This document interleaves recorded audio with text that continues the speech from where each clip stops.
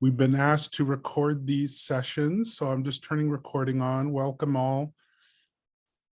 We're just going to give people a minute so they can get into the rooms. I know some people struggle with that.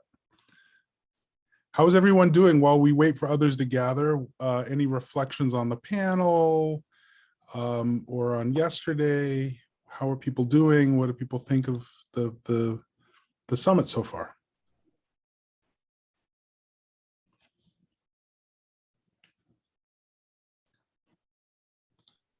It's been really, sorry, I don't know if you can hear me. Can you hear me? Yeah, we can hear you. Okay, good. Sorry, I never use these headphones, so I can never tell if they work.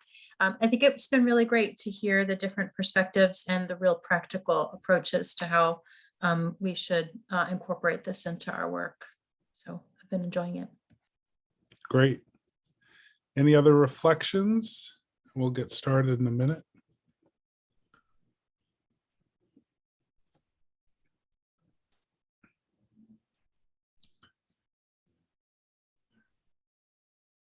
Any critiques, any things you're taking away, highlights?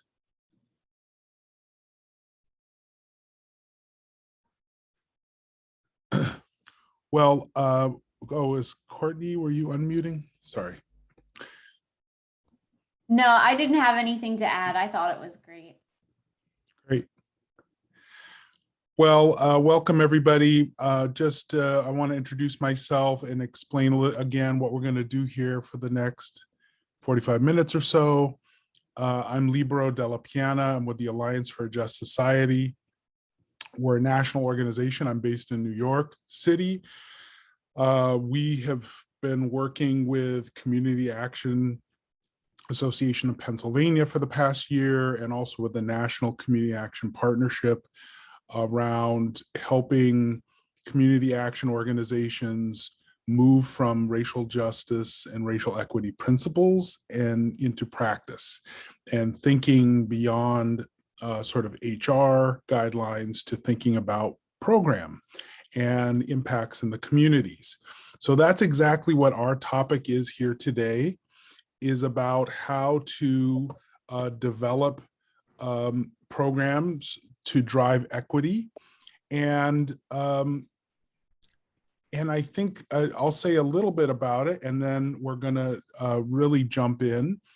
One thing I'll say is that for this session to work, we want folks to unmute their mics, to jump in, to have discussion. We want to hear from you. You've heard a lot from the panel and the keynote yesterday. So we really want to have engagement with you, to hear what your needs and questions are, your successes and failures and struggles. This is a place for us to really hear from you. So I hope folks will unmute and show us your faces and tell us a little bit about yourself when you speak, etc. So when we think about equity in mission-driven organizations, whether you're a service agency, a government agency, a school, church, a community action agency, our goal is really to push for improvement in our communities. Community action's goal is not just to address the symptoms of poverty, but from its beginning was really about eliminating poverty. The goal is elimination of poverty. And our belief is that you cannot achieve those missions of social justice without addressing equity, without fighting for overcoming these systemic barriers, and that is essential to the work. So it's not an add-on, it's essential. And it's not enough to have great hiring practices, to have good internal processes and governance. All that is important. But we have to figure out, how do we help drive equity in the community and have real impact on lives.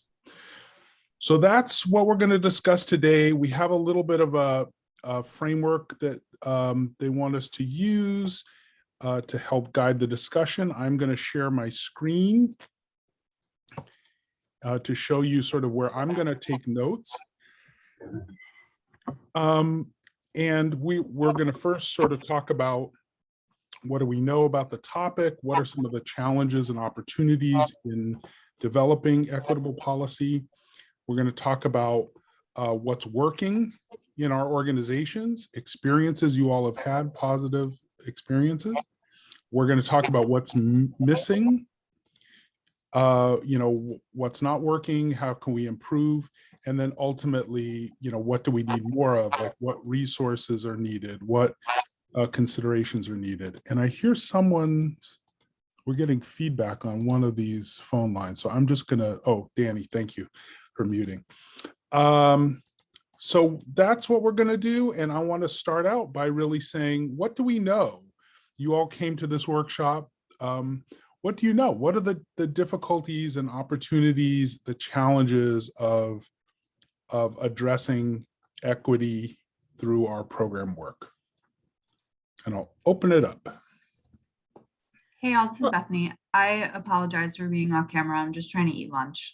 All right. I would say one of the things that I know is that you really have to make the extra effort to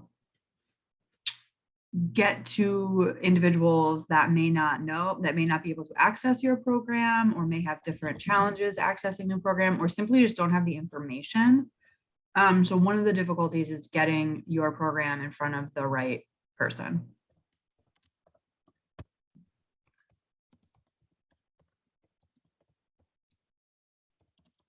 That's great. I would add to maybe the education of what our communities need and how to provide those services. So education of your team or education of the community, or both? Education, well, I think both. I think though probably in my situation, like more of the education for my staff and our partners who do the work within the community. Great. Libero, I was gonna ask if you could just briefly speak about fit equitable needs. I want to make sure I understand that part of this topic that we're talking about today. Yeah, I mean, I don't particularly like that language, which is a little confusing. I mean, as I was saying in the introduction, I think it's how do we create programs that drive equity in our communities, and not just, sort of say, well, we believe in equity and equality and justice, sort of make a statement, but what are we actually doing to advance equity, in the communities we serve? Thanks. That helps me to better understand the charge for the discussion today. One thing I'll add- No, one thing I'd just say is that you got to have the right staff. Your existing staff may not be the right people to do this type of programming. And so sometimes we just get funding to do something and we put people who are already in there and the program fails and we blame it on the consumers. And sometimes it's just the person doesn't have the right fit, doesn't believe in equity, doesn't understand equity. And so they make mistakes as they do it. So I think one thing we have to know is the difficulty is getting the right staff. Great. I was going to add, I mean, I think for us, this has come up a lot when we have done funding, right? When we've made funding opportunities available for partners, but to give them the flexibility and freedom to do what they know works to reach their community, rather than constantly being prescriptive about the exact way that we want it done and think it should be done, because they know their communities better than we might, and know how to reach them better. So that can sometimes be a difficulty because funding may not allow us to be flexible, but when we can, very important. Great.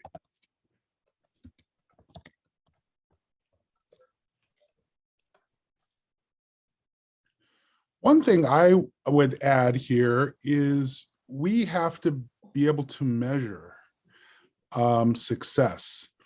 And I think that when we think about equity, I always tell people equity is a measure, right? Equity is saying, you know, this community is this percent of the population, but this percent of poverty, or this percent of educational attainment, right? It's a measure.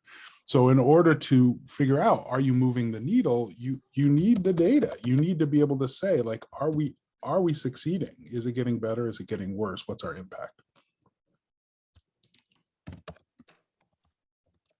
I was going to say that. Hi, I'm Carolyn. I was going to say the same thing. Data is very important, because if you don't have that, you need to know what levels or where you're going to, where it's at that needs the most. You know what I'm saying? Yep. Because in dealing with that, when you go out into the communities, because people want to see stats, people want to see something black and white. So, you know what I'm saying? Or at least have it so they know that you know what you're talking about. Piggybacking back off of getting the right staff. You know, you want your staff to be educated before they go out, you know, and ask the right questions. Sometimes even, how about census and surveys that we could do? You know, it helps too, to find out what their needs is and where they're at. Absolutely. We work with a lot of groups that say, well, we can't, there's no data, it doesn't exist. But surveys, story collection with your constituents or clients, like all those things are forms of data that can tell you something, right? What are some of the challenges? What are some of the challenges in addressing equity through your program? So I just wanted to comment around that first block. We did agency self-assessment. We're participating in Racial Equity Learning Collaborative across counties, Bucks and Montgomery County. And what we know is we have a lot of work to do. And what we also discovered is that some of our blanket statements that we've made, non-discrimination and all of those, don't necessarily mean that we're addressing diversity, equity, and inclusion. And to be very, very specific and to target communities that we know, you know, and getting feedback from them, it really requires intentional work with an open mind, you know, and an open willingness to make adjustments. And when we did that assessment, it was just so clear to me that this work is really, really deep and necessary in order to be inclusive and equitable in the work. We say we serve low-income people in poverty, but it's more than that. You know, that blanket statement does not address this at all. I don't know if I made sense, but. No, I think that was really helpful. And I think that's part of it too, is, you know, people are here because there's a commitment, there's a value, right? People are saying, yes, we value this. And then a lot of folks are like, but what do we do next? Like we have a public statement, we have a commitment. How do we implement it? I just want to say I added lack of resources, which Tara added to the chat as well. And I think this is interesting too, because one, there is a legitimate lack of resources. It should be funded. It should be resourced by whoever resources us, right? If we're going to do these things, everything costs money. But also there are many times when it's not new program, it's just about shifting. It's about making a pivot. It's about making a shift of emphasis or focus. So sometimes it's about reallocating or shifting resources as much as new resources. But yes. Any other observations about what we know, and we'll move into some what's working. So what's working? You all are engaged in this work. You know, are there any successes, breakthroughs, examples people can give where you've been able to make a shift or see an impact or measure an impact or get on the path towards really shifting your equity work. Any examples?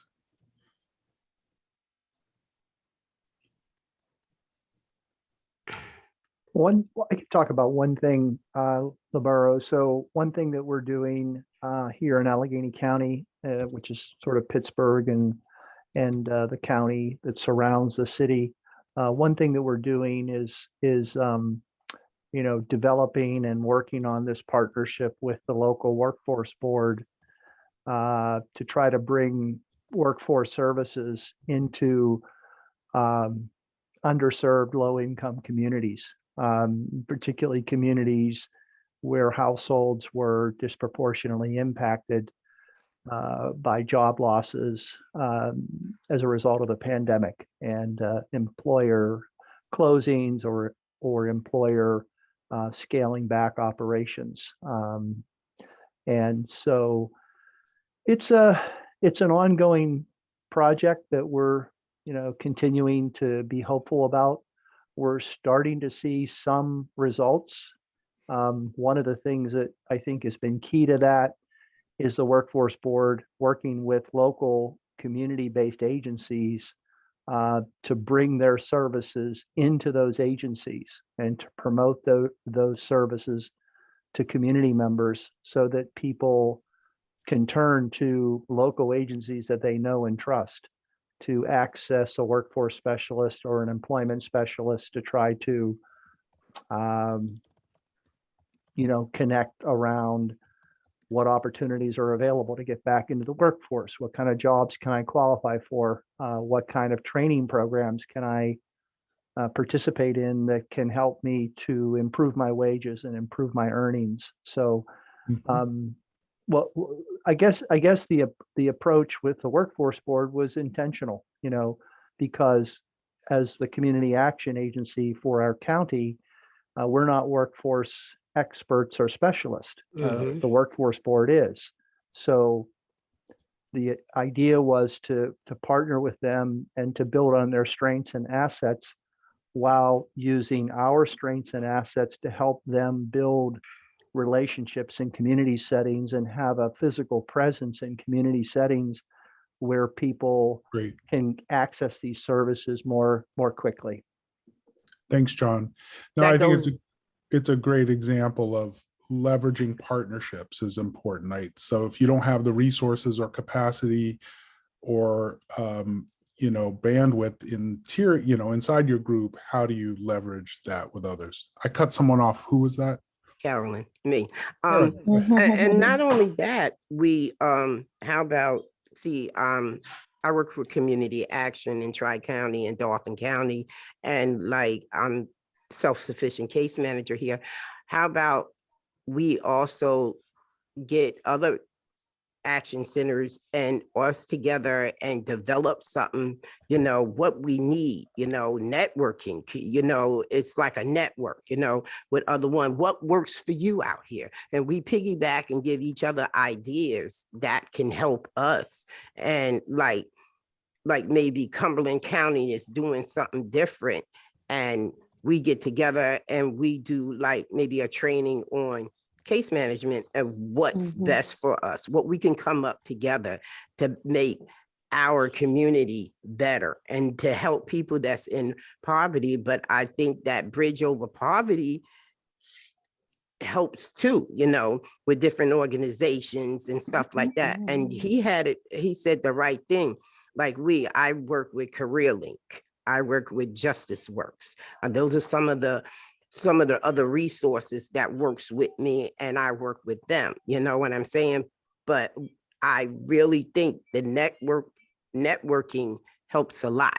So we know what's going around in all central Pennsylvania. You know what I mean? Yep. And how we can make it better. No, that's great. I think networking to share best practices, learnings, but also resources, maybe on your own, you can't afford something, but maybe 2 or 3 groups together could do it, or share training, or things like that. So those are great examples. I think that's the networking is also really important for finding leaders, right? I was struck by the conversation one of the presenters made in the last session about board leadership and how people are always going to her because she's the Latino to include on the board. And so finding those other folks that are out there that are leaders, that are well positioned and can fill these kinds of roles and take on this kind of leadership is you also have to do networking to do that. Mhm. I like the networking piece, and I think to kind of piggyback off of that, we can state like maybe creating learning institutes across the state, you know, statewide, where they're focused in on one particular type of project so that folks can kind of learn from each other within regions. Yeah, I'm going to add, some of these are great ideas. I'm going to add these sort of a what do we need more of. And I will also say that Community Action Association of Pennsylvania, CAAP, has a great resource that they provide, you know, trainings and other kinds of resources that are available statewide, but certainly there could definitely be more of that. Oops. Comment? Go ahead. With what's working, I think one of them is finding the people where they are and meeting them there. And here's an example that I have. We have a program, we do ESL GED training. And so when people would come in, we give them a Spanish to English book and expect them to learn how to do it. But once we started talking to the individuals, we found out that there's a significant portion of folks who are illiterate in their home language. So giving them a Spanish to English book, you might as well just give them a blank piece of paper to read it. But for years, that'd been the go-to on how to teach the different languages. As a result of that, we went out and purchased translators. We could do multiple languages, not only in reading, but also in a verbalization of it, because we still have folks who are illiterate in their home language, but we have a tendency to believe if you can speak it, you can read it and write it. That's a great example. And yeah, I think that's great. And it's also something that's creative and you know, it's an example of like, sometimes you don't know what will advance equity until you go out and test something and then maybe say, oh, that ain't working. Or like you discover a barrier that you didn't realize. So being open to adjusting and changing, having community engagement. Are there other examples of what's working? And we'll start jumping to some of the things that aren't. Any good examples of programs advancing equity that are working for you?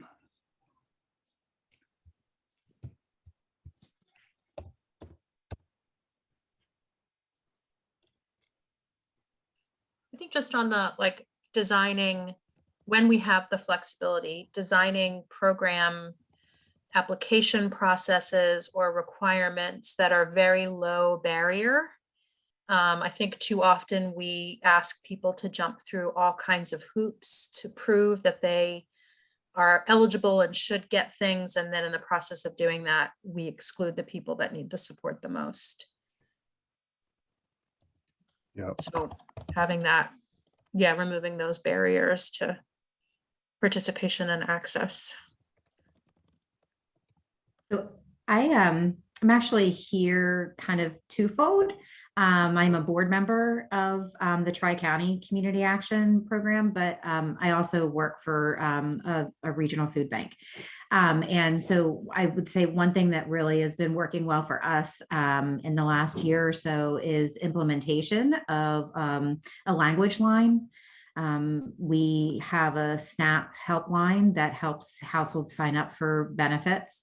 And recognizing there are definitely some language barriers. While the majority of our staff speak English, we have one Spanish speaking associate, and that obviously is not enough to go around. So that's been a huge benefit for us. We started internally and we are now offering that resource to our partners. And we've seen that become very beneficial to those that are seeing a higher refugee and immigrant population here in the last year. That's a great example, and another example of, not every agency can have the capacities they need internally, right? Jerome yesterday, his agency's 400 staff. There's some that have 3 staff. So, you may not be able to have all the capacities, but you could do it externally. You could partner with others. You could bring it in. So that's great. Even finding those that Yeah. have the skills, it's been so difficult. Yeah. So what's missing or what's challenging? What are the things that people are struggling with? Oops. Communication. I think people, miscommunication. Let me put that way, because some people get misinformed, and having correct communications, that's what's missing. Okay, because some people get misinformed, because like where I work at, I'm gonna give you an example. Like, people think we help you get housing. We Yeah. don't do that. That's not what we does. And so like other agency thinks that's what a part of what we do, so communication and misinformation, that's big with me, because you got to have the right thing and the right resources so you can direct your clients to go to, because some services, that's what they do. They think that's what we are. We help find you a place, but that's not what we doesn't do that. You know what I mean? So that's my thing. And having the right services is a key too. Knowing that people gets frustrated, clients gets frustrated when I tell them, I'm sorry, I can't help you here, but I got some resource that can help you. And they loving that. And they was like, well, why did he just tell me that from the beginning, or give me that information in the beginning? Yeah. Referrals. Do you think something that kind of, I feel like goes with that would be kind of the empowerment, and empowering the neighbors that we're helping. What, to Carolyn's point, stating that, they're misconceived where they provide the housing. It's more that they're empowering, their community to make the right steps to be lifted out of poverty. That's kind of some of the work that we're doing is, in my daytime job is empowering folks to move forward and find the resources to assist them with their food needs so that they can take their other resources elsewhere. And I think it's the empowering and the education that is missing in some aspects. Something that you said also made me think that, sometimes, especially like service agencies, you sort of keep doing what you're doing. It's like, well, we were doing this 20 years ago and we do it well, so we do it. And the question is then like, okay, is that need still there? Is it still the same need? Do you need to adapt? And part of the question is the thing you're doing strategic to that impact, that equity impact? Yeah. Because it may, some things like you were saying, like maybe food assistance is strategic because without that, like everything else falls apart, or housing, whatever it is. So like how, some way to step back and kind of make a strategic assessment. Yeah. To see kind of impact. Yeah, I'm sorry. Like almost a reevaluation, kind of look at it. We kind of took a similar stance to our national partner, where they made like this 10-year goal. And we said, okay, we're going to join on that bandwagon, but we kind of built our strategic plan around that. But we have probably 4 versions of it now, because we kept sitting back and saying, okay, where are we with that goal? All right, well, we're there, but now we probably should reevaluate some things and kind of, make new processes. Yeah, and the world changes. I mean, the world has Mhm. dramatically changed in the past 2 years, right? With COVID and other things. And it's like, all of us kind of have to say, are these things still real to these things? Are these things need to be adjusted? And I'm sure everyone's making adjustments, but then like, all right, are you doing something on Zoom now instead of in person? And like, who does that leave out? And is that deepening inequities? And what do we do to address that? Someone- Go ahead. I was going to say, sorry, I know it was brought up in the first box, the data that we need. I think one thing that's missing is really disaggregated data. We lump all of Asian folks in one box and we lump all Latino folks in another box, not understanding the differences between folks from Mexico and folks from Puerto Rico, folks from Bangladesh versus China, and the Yeah. language needs. And so without that data, and we don't collect it and we don't have access to it from the state or even the census, in most cases, it's really difficult to know who we are and aren't serving. Yeah, and I always encourage groups like, census data is useful, but it's also very problematic and sometimes very off, and doesn't match with state data sometimes. Or so like how to do a double check, how to check the data. And part of that is community leaders, like engaging with community leaders who might not have data, but they can say, hey, our community is having a really bad housing crisis in the Hmong community. Like that may not show up on any data set, but like someone could tell you that. It's almost 3. We have a little more time, but I wanted to check in with folks who haven't spoken yet or haven't shared anything to make sure folks feel comfortable. If anyone wants to jump in with something, a good, a bad, a challenge, a question, and then we'll jump to what do we need more of? Anyone want to speak up who hasn't been able to yet?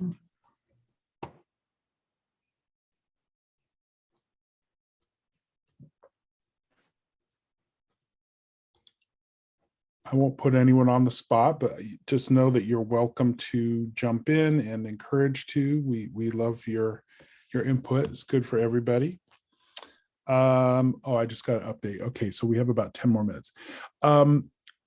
Any last thing on what we're missing before we move to what do we need more of?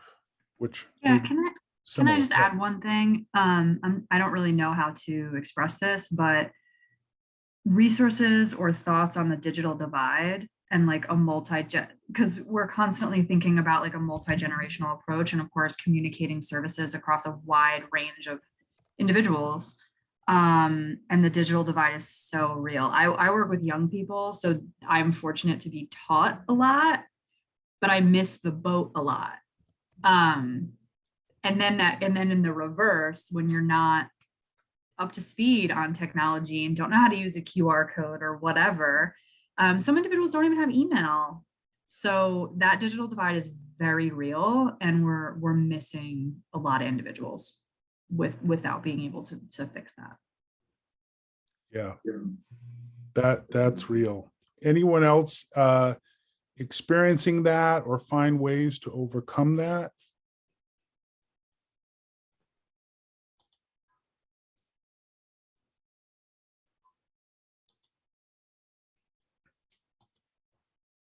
Others seeing the digital divide? Sorry, I'm just letting people have time to respond here. I mean, one of the things that our organization was able to do, and we try to continue to do this, is to make computing devices available to clients. So, and these aren't loaners, these are gifts or resources, if you will, that clients need to help them achieve goals. So, we're not necessarily buying, high-end, high-priced units, but we're buying units that are equipped to allow people to, access, the internet and other digital platforms. Of course, people need to have a certain source of income to be able to, pay for that service in their household as well. So that's another factor that goes into it. Right, absolutely.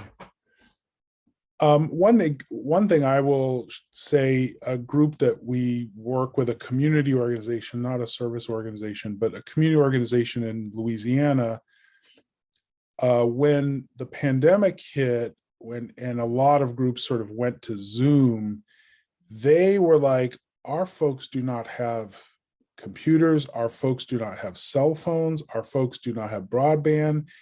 They tried to do some Zoom activities, and it was like very small compared to their normal in-person meetings. And so they started doing phone conferences.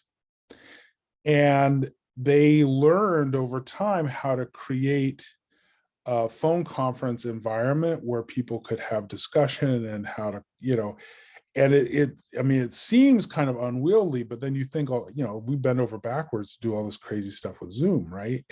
And it was a medium that folks felt comfortable, especially African American seniors, which is the base of the organization. Like, they were comfortable with the phone, they were not comfortable with Zoom.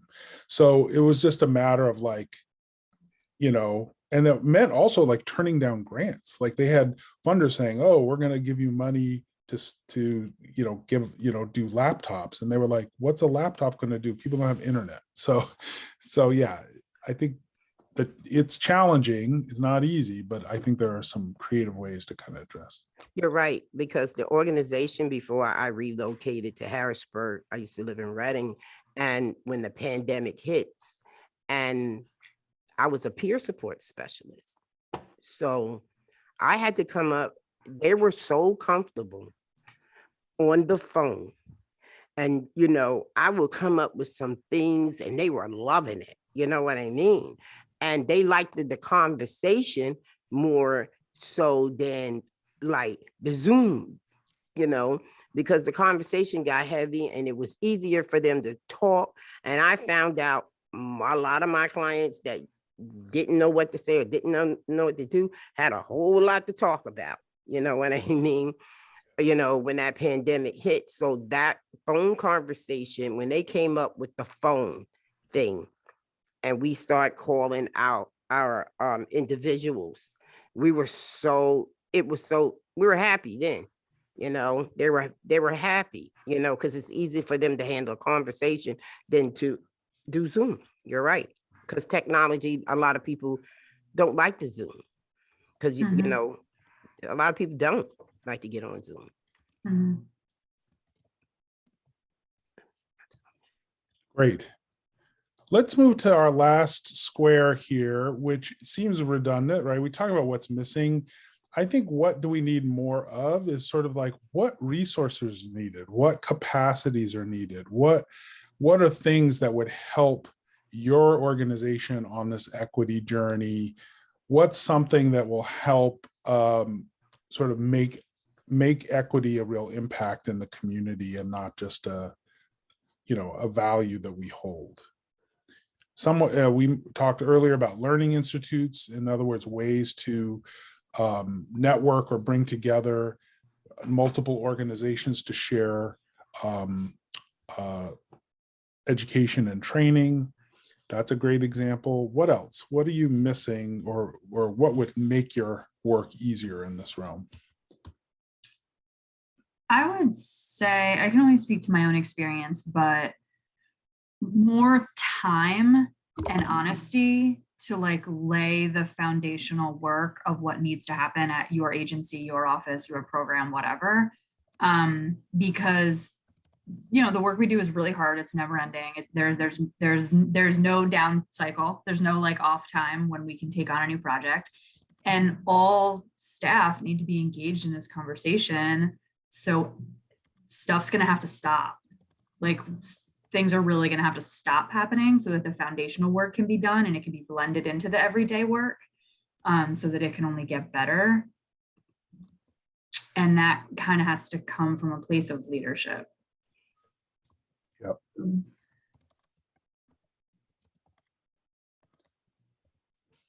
Great. Other examples?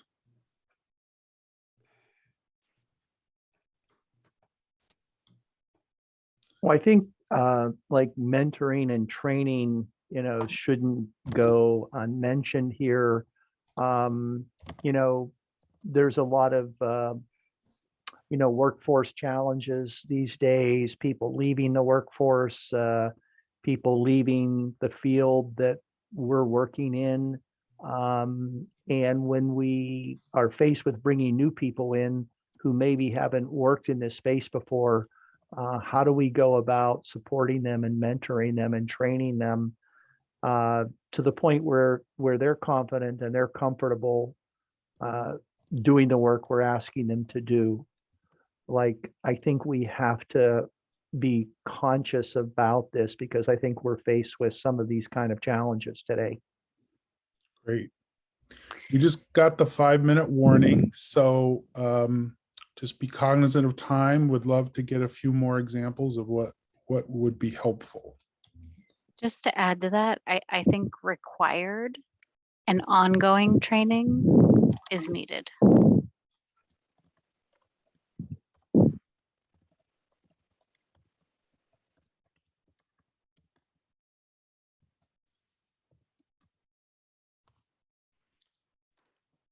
We need some success stories Mhm.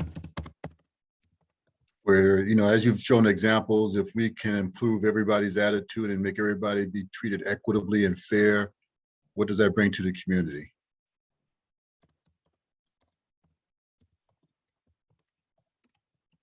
Yeah, and I think this question of showing the impact is really important.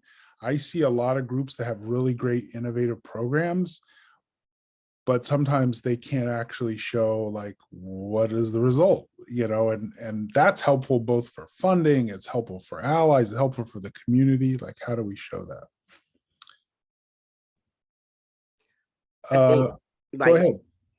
like putting out like newsletters, pamphlets, that goes with that, with the success stories, you know what I mean? Using social media. Because everybody go on social media. Great.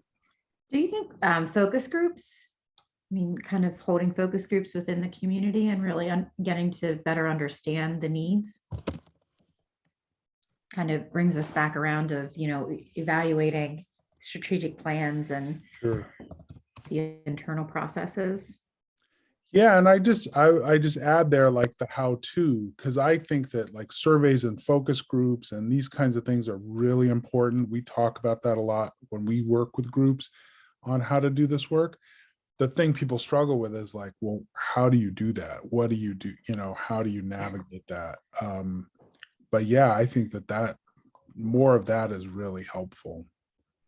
And I think it's important to acknowledge there within that, doing them and implementing more of them is to compensate, folks for their time. How do we thank them or, show your appreciation for their time and their knowledge? Right. I think we need to build more trust. And what would help you build that trust? Like what? I think some of the things we've talked about earlier, right? Listening, giving people the opportunity, I think the flexibility thing comes in here too, like trusting that people know what they need and that the more we empower them rather than dictate, the better, that we make the effort. And I'm adding community engagement in here as well. I know National Community Action Partnership, we had a series of conversations about how to really improve engagement in terms of really having authentic two-way relationships with constituents, even around maybe changing the language of clientele, sort of this idea of like, we serve them, how do you create a dialogue? They're closing the room in 20 seconds. I just want to thank you all. great. Thank you for participating. This is a great list, and look forward to hear you more when we get back in the big room. Thanks, everybody. Thank you. Thank you.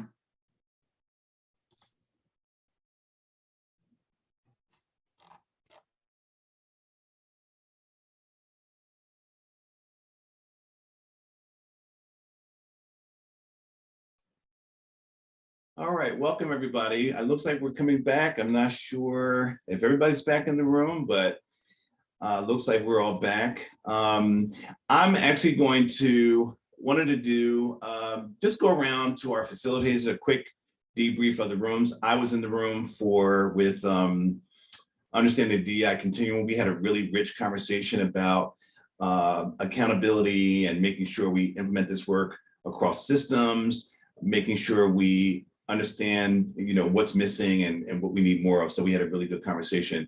I'll ask some of our other facilitators if they want to share out kind of what came out of their room. We'll start with Beck. Is Beck on the call? Yep. All right. Sorry, Beck. I was just getting myself off mute. Right, we had a great conversation in our group. Thank you to those of you who shared a little bit and were part of the conversation. We really focused mainly on simple things that we can do from a culture perspective, because really when you think about hiring and retention issues from a perspective of DE&I, it's about, right, some culture things that have to happen first before you're really prepared to inject your organization in policy and procedure and have some deeper conversations about these topics. And so we really went and talked about some simple things that you can do to create a culture of inclusivity from the day someone starts, and how that drives opportunities to potentially create word of mouth and referrals for other employees, and the excitement that your team may generate as a result of really simply just being welcomed into your organization. And so what I was sharing sort of at the very end of our discussion was also about just that. I know CAAP, we are talking about opportunities to help in this area of HR in the future. And so if there is a challenge that you're having, please by all means reach out to us. We're happy to talk you through it or point you in the direction of someone who can be more helpful than we are, and or offer a best practice of those of you who are on the call today. Great, thanks Beck. I'll turn to Libro. Libro, can you share a little bit about your group and what came out? So we were talking about a program to drive equity in the community, and we had a really rich conversation with lots of responses and engagement. People talked about the challenge of the lack of resources to have programs that really push equity. We talked about the need for training and education of staff teams. We talked a lot about data and other forms of research in order to both assess the equity needs, but also to measure impact and to measure success. And there were some great ideas, for instance, about multiple organizations coming together to share programs so that together maybe the groups have the resources to do education or training or to develop new programs. There was also discussion about partnering with statewide or national groups that could provide certain capacities that the groups don't have themselves. And one last one, just another great example, is there was a lot of talk about the digital divide and the impact that's had that is, deepening inequities sometimes in the provision of service and the program work, and how to overcome the fact that many constituents that folks are trying to serve don't have access to digital tools or computers, et cetera. So there was a lot more than that, but it was a great group with lots of discussion. Great, thanks, Libro. And just for everyone, we have notes that we've captured. We're going to do our best to share out the notes from each room in the post-summit material so that you can feel like you were there, even though you weren't. Looks like they were really rich conversations. And we'll go to George to kind of share out his group and what you all came out of that with. My group was amazing, Winslow. I had some amazing participants. I had some people that were shy that we needed to kind of squeeze and get some information out of. But A lot of what was really coming from our session, and our session was expanding access to services. And first we talked a lot about what those challenges are already, and then we applied the DEI lens to the conversation. So things that came up were training. So more training is needed. We talked about professionals of color for statistics that mirror the communities they serve. We talked about literacy and literature in other languages outside of Spanish. We had a very active participant by the name of Loina de Jesus from the Central Pennsylvania Food Bank, who talked about literacy and literature not being available in other respective languages, whether it's Nepalese or Arabic, not just Spanish, and so forth. We also talked about the lack of cultural foods that those communities would feel most comfortable with and need. But I love that Loida also said, we eat Chinese food too, we can eat Arabic food too. So those communities also need to be open to learning about how to cook other people's foods. Being accepting of other people's education levels, more accepting of talents learned in other countries. So if someone was a social worker in their country, why do they have to come here and do it all over again if that's something they already graduated in their country and they have expertise for? So us as employers, as communities, being more accepting and welcoming of those international educations. Having more empathy and understanding, don't judge other people's dialects or language skills, and really kind of build people up. Helping to change the mindset was a really big discussion as well. And I also liked that we talked about asking the why, and why do we keep doing things this way? Challenge the existing processes, to help streamline new ways of doing things and reaching more communities. And ultimately, when we added all of those challenges and we talked about DEI, really what came to it is helping to change the mindset of people, and providing more education and understanding cultures. And then we also talked about creating a more diverse workforce, and the challenges that went along with that was sort of creating access to apply for services, access to internet. So, when you talk about access to internet, it goes along with what was just mentioned around the technology divide and the internet access divide, and so forth. And then one of the biggest challenges in the areas of DEI as it relates to expanding services is being understanding of the scope of the family dynamics that could change weekly as members of the house might come in to stay with someone because they're homeless for a few weeks, how those income guidelines of the household size can affect someone from qualifying for assistance versus not qualifying for assistance. Thanks, George. George and I are going to be best friends. He doesn't know it, but anyway, he doesn't know it yet. But I'm just so glad that you all had a really rich conversation, and all of that to say, as we start to kind of wind down this 2-day conversation, all of the points that everyone made is really helpful. We're capturing as much as we can. We're going to get all of this stuff back out to you. This was just a great learning space.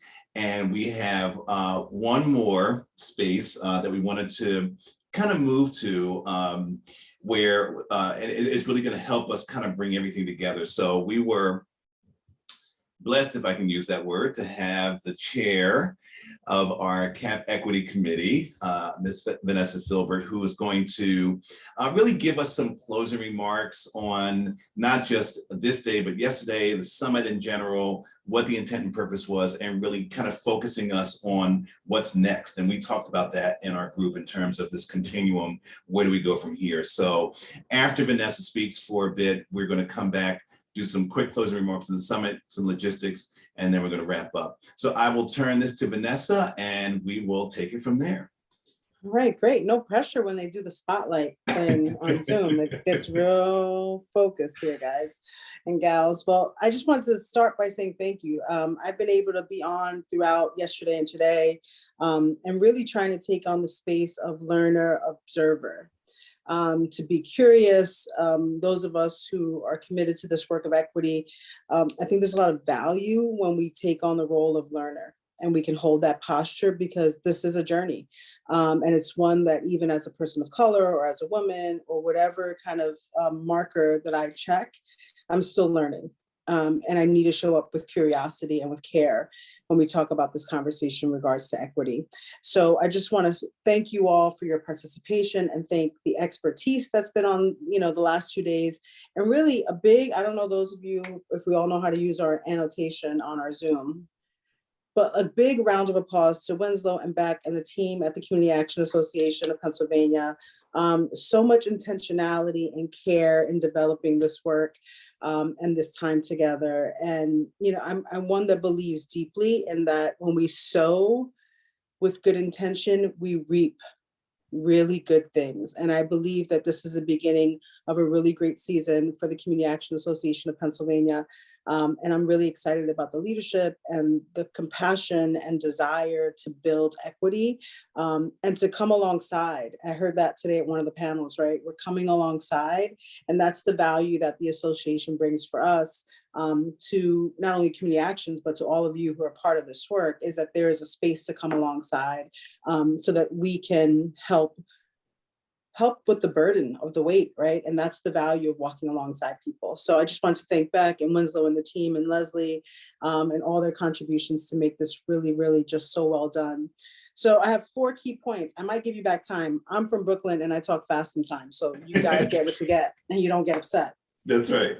That's right. So one is a lot of gratitude. I guess my first question, and I want you guys to use the chat box, is I want you to really quickly chime in and tell me, time is so valuable. And for those of us who do direct service work with customers, we are so clear that oftentimes people just don't have time to do all the things that they need.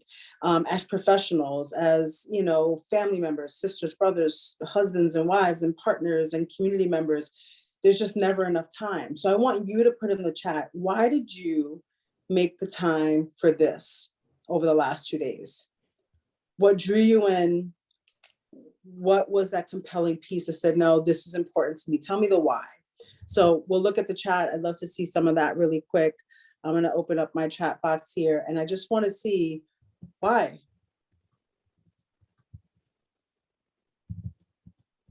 Oh, better together. I love that so much. So good. Help as many folks as we can, learning, growing, just to be part of community and to learn together. Oh, I love this idea. And I just, it takes a village, right? This idea that it takes all of us. DEI is part of my purpose and informs everything that I do. Love that connection to the work and to others. Just this piece of humanity, unidos, unity, so many good reflections. So I just want to honor your time and say, I know time is valuable. And it's important that we prioritize how we spend our time. So thank you all for that. The second thing I want to say is that I was listening to the panel discussion and someone mentioned the word lament. And I kind of love that word. I'm learning to love it. It's not something that I probably loved early on in life, but I'm learning to find an appreciation for grief and for lamenting the things that have cost something. So I'm going to leave you with 3 L's, a little different than one of our panelists, but lament is one of them. And when we think about this work of equity, that you would create space for yourselves to lament, to think about the things that have been a wound to you or a wound to those that you care for. And it's okay to grieve that and to create lament for that. And that there's a holiness in that. The next L I'll say is, that we always lean into a lesson. How can we show up curious about ourselves? And I think there was someone on the panel that talked about these kind of 3 spheres of learning around individual, interpersonal, and institutional. So how do we take that triad and really think about, as I lament the things and as I lean into learning, what are the lessons that I take for me as an individual, interpersonally, in my relationships, and institutionally? Because that lesson helps us to think about strategy. What can we actually do to make change moving forward? And the last one is about leaping. And how do we leap? When we think about equity work, I think, there's an opportunity for people of color to sometimes feel like, or those who are underrepresented, like it's our job to always leap. And it's really an invitation for those folks who are, especially for those who maybe are in the straight community or the white community, to be the ones to have the courage to leap. And I've been doing some reflecting. I've been listening to some podcasting recently about regret. And this author, Daniel Pick, is talking about regret. And he's basically saying he surveyed 4,000 people, all these different areas of regret. Should have asked the girl out, should have quit the job, should have started a business. But what was the common thread wasn't the topic. It was not having the courage. And that for me was just so resounding when I was thinking about spending a few minutes with all of you and thinking about what is the secret sauce of equity work, and it is courage. And I will ask you to continue to leap forward, to look for the opportunities where you can be courageous, where you don't wish that you would have said, say that, tell me what you meant by that, or I don't agree with that, or I think this isn't about equity, and I think we got to have a different conversation. So I'm just challenging you to really think about where in the spaces can we lament, where can we lean in and listen to our lessons, and then where do we leap? Because that's the beauty of the world. We get to do those things over and over again. So next quick thing that I'm going to have you do in the chat is that you've been spending the last 2 days really kind of taking in lots of good information and learning from each other. But I'm really curious that if we look at tomorrow and we say we're all back together again, and it's February 16th, is that the right date? Whatever date it is, 2027, I'm close. 2027, right? And it's 5 years from now. I want you to plug in the chat.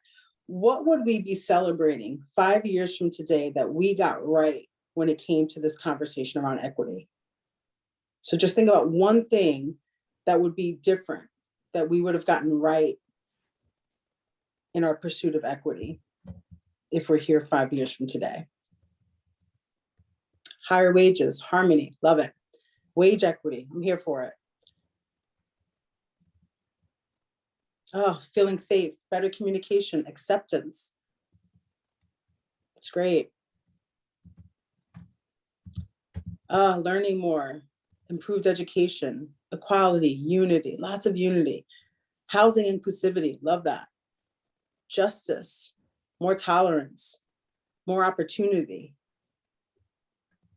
No background checks. Oh, love that too. More inclusion. Yeah, understanding. Talking and growing. We would be in a different place 5 years from now. So I think my job today was to, one, celebrate the work that you've done. Think about how we continue to have energy moving forward. And I think for me, it's always around joy and where I can find celebration. So if there's anything that helps reinvigorate us, it's usually pretty easy to do when we come from a really good conference. We're kind of like re-energized, and we're with people that maybe are like-minded, and that feels really good. But my commentary to you today is to think about the ways that you can be moving that agenda forward so that you can celebrate and that these things become actualized, and they're not just kind of an imagination of what we think the future can be, but it's an aspiration that we can get to. So the last thing I'll say is that there's a little piece of a poem by the brilliant Maya Angelou, and it's her poem called Our Grandmothers. It's a great poem. Obviously she's Maya Angelou, she's great all day. But one comment here that has stuck with me for a really long time that I think has been a space in which I'm trying to show up with urgency and with care and with a lot of reverence for the opportunity that I have as a woman of color to lead our local community action, but also to be the first in the history of our community to do this work in that leadership role. So I walk with a sense of a lot of privilege, but there's a line that says, I come as one, but I stand for 10,000. And I do believe that equity work is exactly that. I come as one, but I'm standing for the group. And I think what that passage says to me always is that I am my ancestors' dreams come true, but I'm also the hope for the generations to come. So as I'm coming as myself, I'm always bringing all those generations with me. And I hope that you will do the same as you think about the ways that you will continue to be courageous, compassionate, and curious on your equity journey. So Winslow, I don't know if I did what I was supposed to do, but that's what you got. And it's great. Well, and I'm thinking to myself, leave it to her to make me tear up, right? Oh, I did my So, job, y'all. You did your job, right? Did my So, job. Vanessa, I can't tell you how thankful we are that you took some time. I think it was a perfect way to wrap it up and give us hope for tomorrow and give us hope for 1, 10, 5, 15, 50 years from now. So thank you for that. And thank you for sharing those comments. Before we do quick closing remarks, and we're going to give some time back, I see, and I know our CEO is like, yay, let's give some time. Before we close, before we do any closing remarks, I wanted to have Leslie, if you can share a little bit of just housekeeping next steps on things that we may share out after this group, and then I'll do some quick thoughts about wrapping up. Sure, thanks. Yeah, so I really appreciate everybody coming today and your participation. This was great. I'm going to put a survey in the chat for you. Should you complete that survey within 48 hours, I will send you a certificate. The certificate will be a certificate of attendance. So we just really want to get some feedback about this event, kind of get a feel for how it went and how it could go in the future, and if we want to have it again in the future. Everything will be sent out via email to the registrants. So I'm collecting all the materials. I'm going to have to get these notes from everybody that happened in these breakout rooms. You have to give me just a chance to get all that together, as well as to get the recordings uploaded. So once we have everything together and we feel we have a good comprehensive email, I'll get everything out to everybody. So I think that's the logistics on my end, Winslow.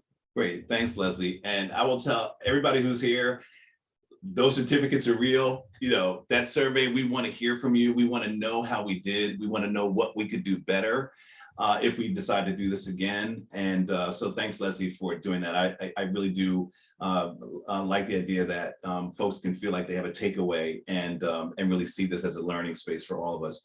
I'm going to just close by saying what I've been saying for the last 2 days. I'm thankful that you all came. I'm thankful for the learning that we had. And I'm thankful for everybody who contributed to this these last 2 days. It was a learning experience for us. It teaches us what we need to know more of. And so I'm just appreciative of the opportunity to just bring everyone together. And to me, that was also the most important thing, is to really create a space for this work.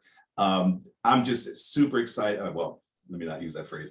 I am very excited about all of the relationships that we've been able to establish over the last 2 days. I'm going to spend lots and lots of time connecting with people, George and Michael and Dr. Livingston, and really beginning to, when I think about implementation and when I think about expanding this work, I think about relationships and the folks that we're going to be in contact with. So I'm really excited about that. That is my wrap up. Beck, I don't know if you wanted to say one other comment before we close up. I would love for you to kind of take us out if you can. I'm putting you on the spot. Sure, absolutely. I just want to say thank you again to everybody. As I said yesterday, really just encourage people to be change-making leaders. And I look forward to future conversations around all of these topics. And I hope that this is the first of many summits to come where we can continue to grow in our understanding and get into deeper conversations. So thank you all. Gracias, and have a great evening. Thanks, everybody. Gracias much. See you. Thank you. It was awesome. Gracias. Adiós.